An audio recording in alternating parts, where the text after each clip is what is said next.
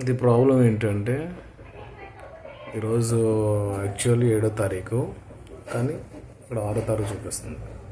ఇక్కడ టైం అంతా డిఫరెంట్ చూపిస్తుంది. ఇప్పుడు 9 అయినట్టు చూపిస్తుంది.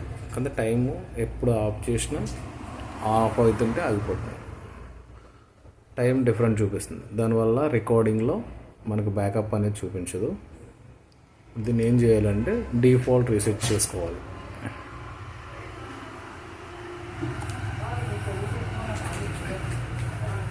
డిఫాల్ట్ రీసెట్ ఎక్కడ ఉంటుందంటే మెయింటెనెన్స్లో ఫ్యాక్టరీ రీసెట్,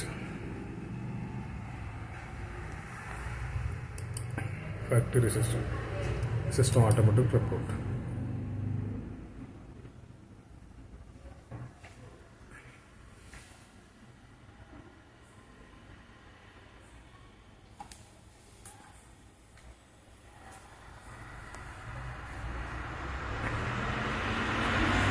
ఇంకేమైనా ఇన్ఫర్మేషన్ కావాలంటే ప్లీజ్ కామెంట్